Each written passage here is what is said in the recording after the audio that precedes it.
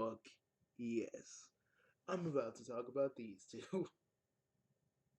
So, yeah, this is part of my Project Freedom video project, which is probably going to be one big video, or two separate videos. I still haven't decided yet.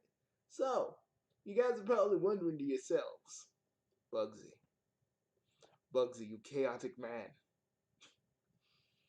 why you want to probably rewrite, why are you about to talk about these guys? Because, you know, ever since the Justice Wave happened, these guys never really had a concrete ending. And I have like two different endings for each.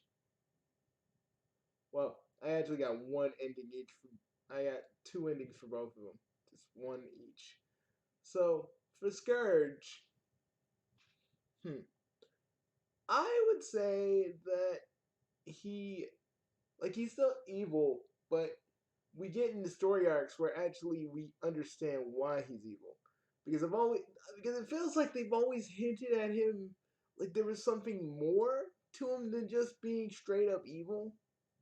Like his whole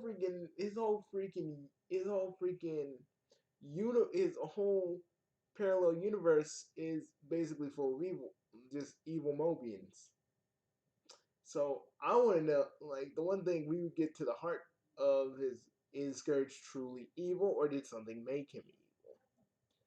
And you guys are probably like, but Bugsy, that takes away the point of like what Scourge and Moebius is. Yes, but there has been, I don't know, there has been semi hints to prove that maybe Scourge got this way certain for a whole bunch of different reasons. Well, at least I kept seeing them as that. Maybe it's just me wanting that, or maybe it's just me seeing something that isn't there, or maybe something that they were going to follow up on. Maybe we'd have Scourge like literally kind of actually wonder why he always wants to fight with Sonic, because there's so many other Sonics in the multiverse. We've seen it. There's a Batman Sonic, a Spider-Man Sonic, a whole bunch of these different Sonics roaming around, right? Why is he so fixated on this, on our particular Sonic? That is what I would want to answer. And you guys can say, well, because they're mirror duplicates and that's how the trope goes. Yeah, I understand that too. Anybody who thinks Scourge is a recolor, you guys are fucking dumb. Like, do y'all even know about mirror duplicates? Do you guys know about any of those tropes? No, no. I'm just talking about them because you guys think of it as an old thing an old man's talking about. Mm? I'm just making assumptions here, but seriously, y'all know nothing about these kinds of tropes. Well, then sit still. I'll educate you a little bit.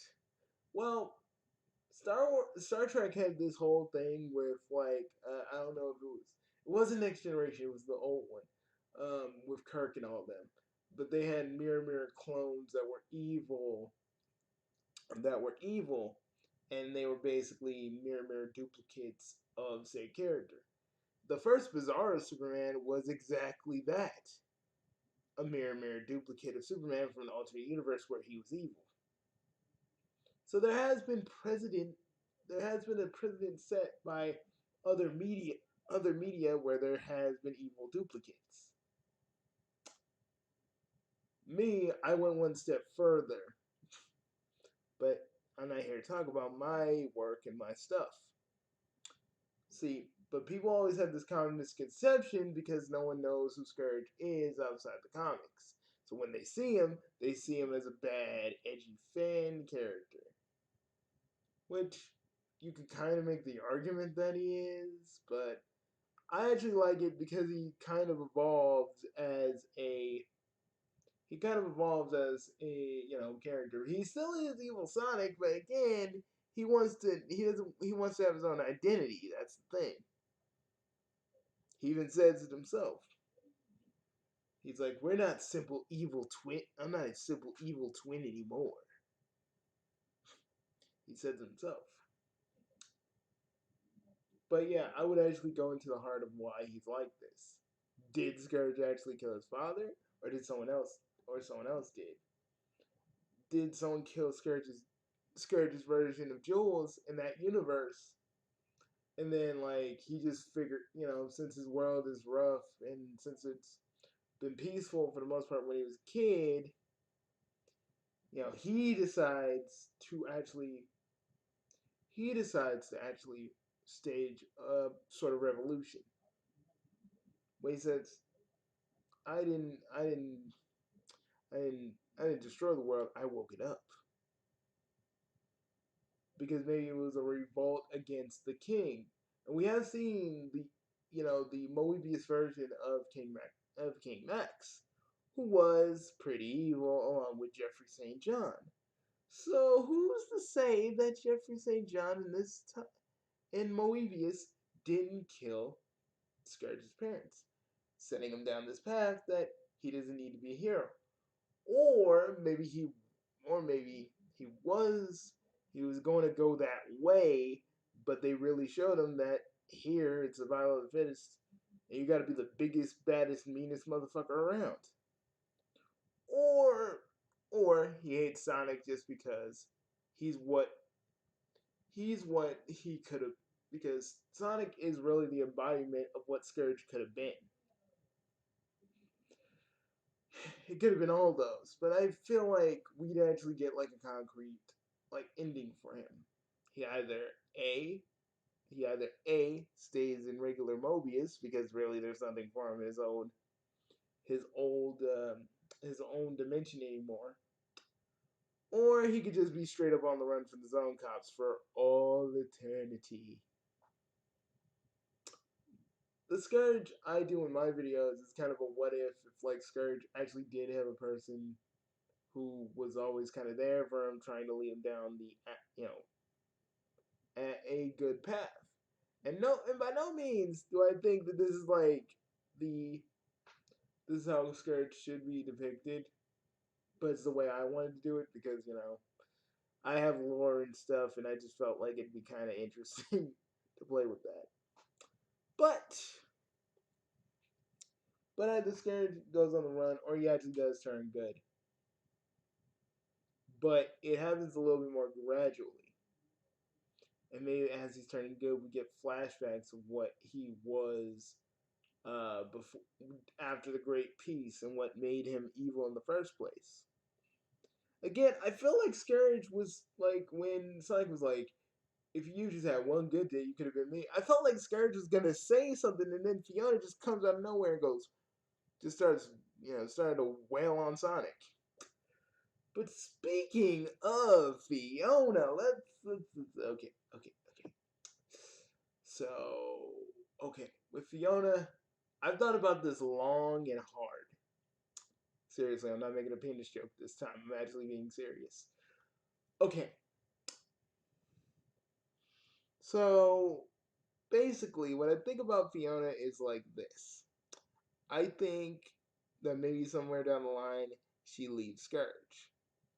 Either because they have their own differences, or maybe when Scourge does go good. In my other ending, Fiona feels like again that she's just left behind. You know because let's be real, Fiona has abandonment issues. Fiona has abandonment issues, and that kind of like I gotta date a bad boy to make myself feel valued kind of thing. You're probably wondering how do I know that. Let's just say old Bugsy No Name has been around the block and has seen some shit. But with Fiona, I think Fiona actually for a bit does like just does it like she actually kind of goes around with the destructives kind of like normal, but she kind of goes straight up Azula and thinks that they're gonna leave her too, so she kind of leaves them before they can leave her. Kind of a Friska Circuit kind of thing, but then again I do have home stuck on the brain, but not what I'm trying to not what I'm trying to do. But I feel like so for a while she's pretty much just doing random petty thief shit by herself. She doesn't have the instructors anymore to really, you know, order around. It's just her. And for a while, and for a while, Sonic and the others stop her every time. But she's kind of always just breaking out, doing this, breaking out, doing this. No one's gonna actually sentence her to death because she didn't really do anything that drastic.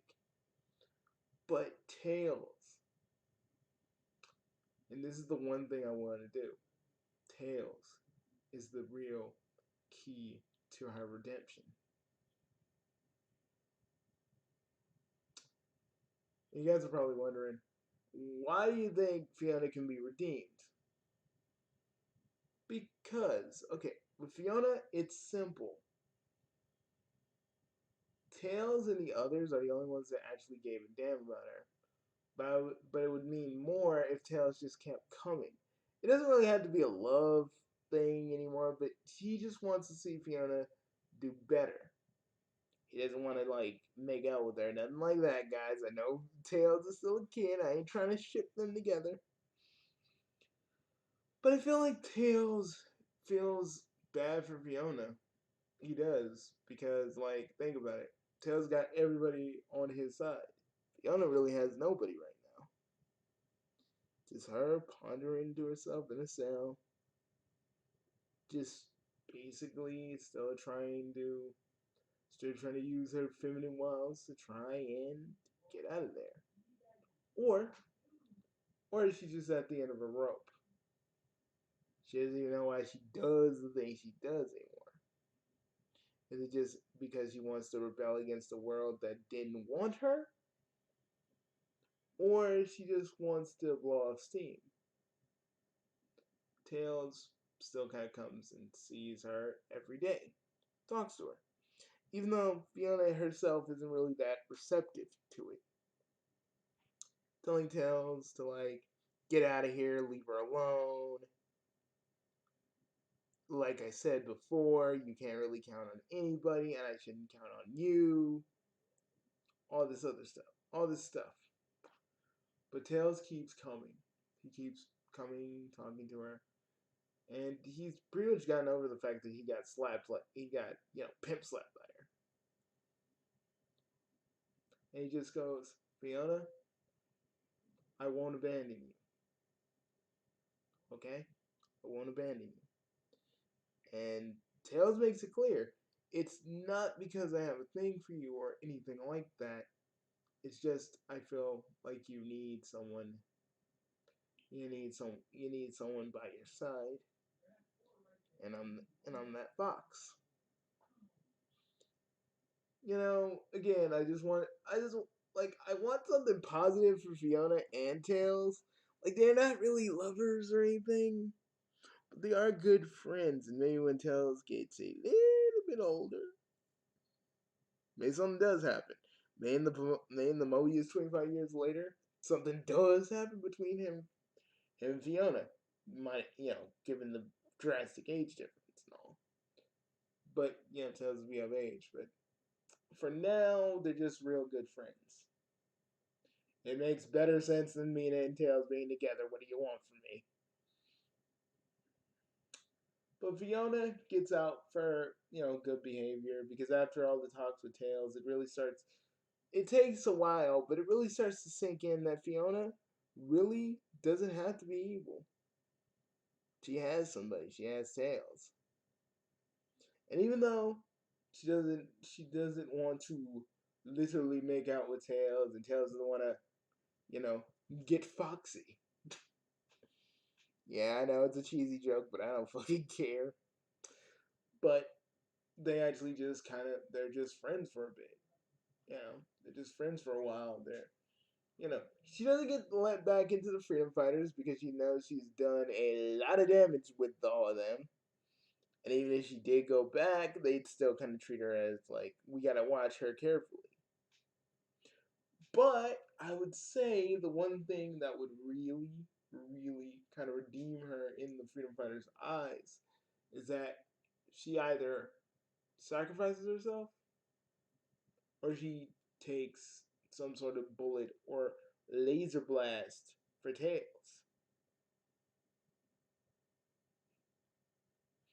and I can see that going like, and it might be cheesy, so put on your cheese shields, everybody. She goes, Tails, you've actually shown me how much of a good friend you really are. And I'm sorry what I did when I ran off with Scourge and slapped you. I was in pain for so long. And you were kind of like my light of hope in a dark time. I didn't see it back then, but I see it now. And Tails just look. Tails actually just, yeah. He actually just kind of tell they rush Fiona to the hospital, and like Tails doesn't leave her side, like for at least, okay, it'd be like 5 or 6 issues our time, which would be a few months. But it'd be like a few months our time, their time. Fiona really, she's not like in a coma, but she is pretty weak right now, and like Tails is just getting her things, and she's like, Tails, I don't really need this. And Tails goes, well, you may not think you need it, but I know you do. And basically, Fiona is a little taken aback because she's never really been, waited on hand and foot like this. She doesn't really take advantage of Tails like this is a fucking SpongeBob episode. Yeah, I know the one. But but she does kind of realize that Tails is, despite everything that she has done to him and the Freedom Fighters, because even the Freedom Fighters start warming up to her after she actually saved Tails. Was we gonna have feelings for Tails down the line when Tails gets a little older? Who's to really say? Maybe, maybe not. I can't really tell you that much now, can I?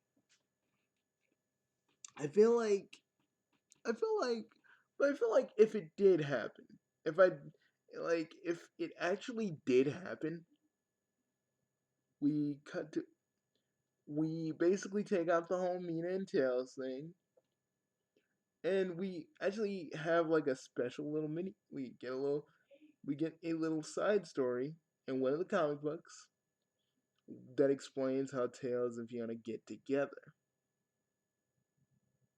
And and what I think is actually really cute, she does start looking out for Tails because she actually joins the Freedom Fighters again at this point. And she's just kind of having Tails' back. Sonic and Sally have already Sonic and Sally have already they're like king and queen now, and regardless of how you feel how Sonic should be tied down, and you think that Sonic is a free spirit, then he would be a free spirit forever. Listen to me here. I think at some point, because everything is peaceful and nothing is going on, there's nothing to fight, there's nothing to really fight or struggle for anymore. There would there wouldn't be there wouldn't be much for him to do. So he would settle down with Sally if there was nothing for him to do. But he'd still be his same self. He'd still be running around doing stuff. But it'd be a little bit different for Sonic. He'd just kind of, he would settle down with Sally and still be his usual self. And if y'all think that's forced, well, eh. Sonic still keeps his independence and still is married to Sally in a way that makes more sense to me. But with Tails, Tails would still kind of deal with Leah and Dove and Shadow coming back and stuff. That would still be a thing. even though I can't look at that scene with Shadow and Tikal ever again after Lance Jerkoff showed me what the alternate take of that scene could have been. Mm. But yeah. So the Freedom Fighters are kind of still active, but Tails and Fiona are the ones that run it. With Lord Sue being the new kind of member. And through these years, Tails and Fiona have gotten way more closer. But none of them, but they really haven't really taken the plunge, so to speak.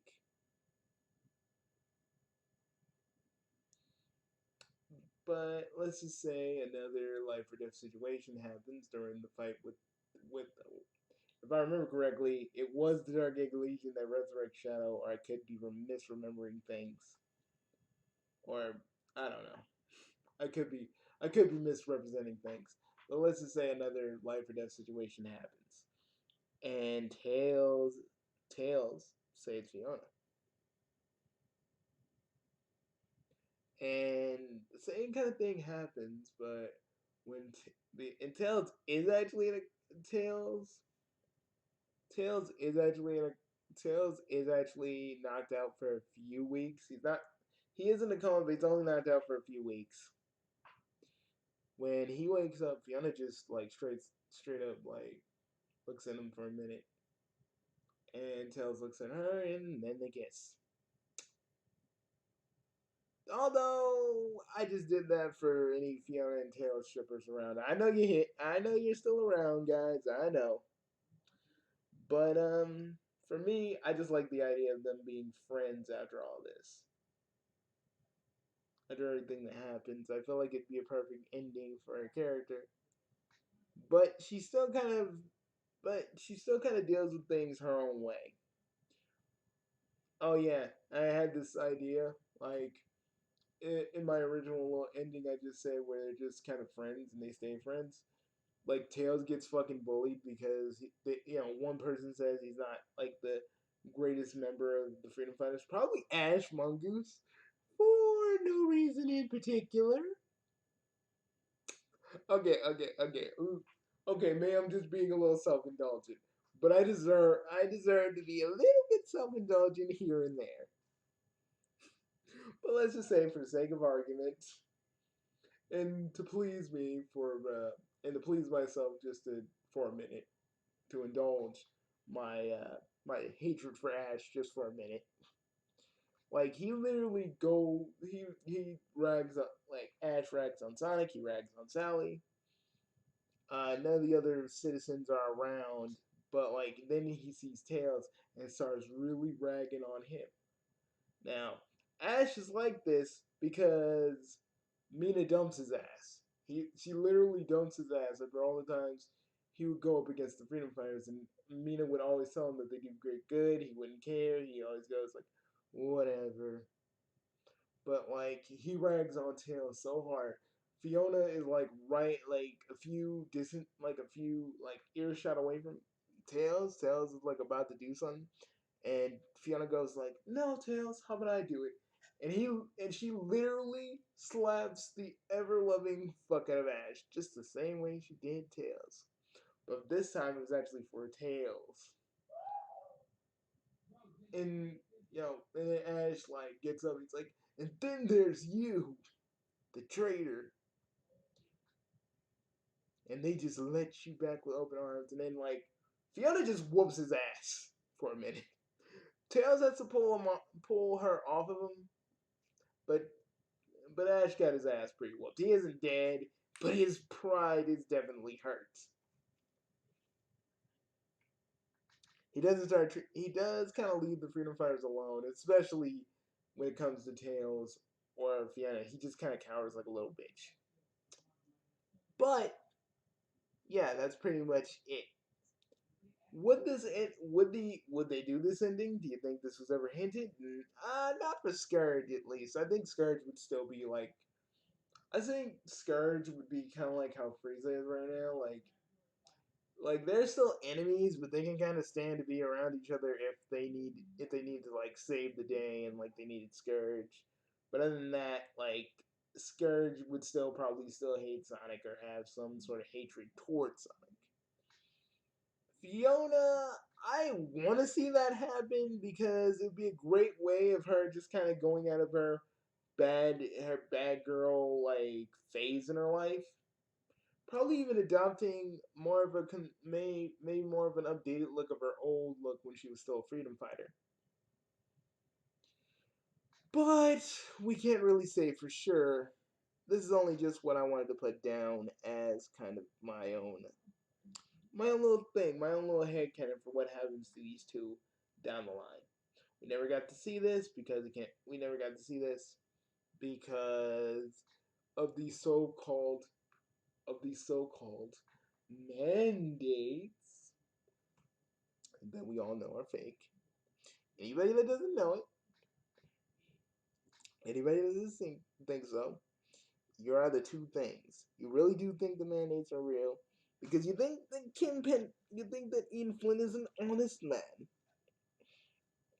and you just love the ever loving fuck out of his drawers, or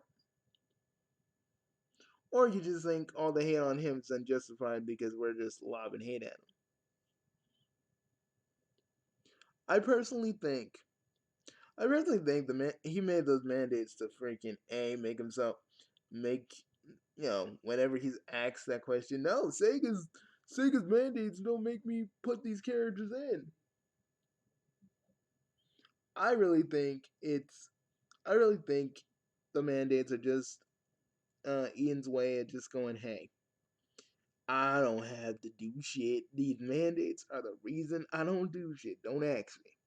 Never ask me about this. And you know what? I kind of believe that. And if you guys don't, that's cool. Some people have to stay blissfully ignorant because when they find out the truth, it's mind shattering. It's it's earth it's earth breaking. But I shall leave. I shall leave this here. And also,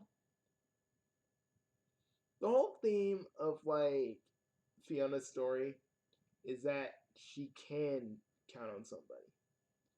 Scourge's story is one of us really learning how he got this way, why he thinks the way he does, stuff like that.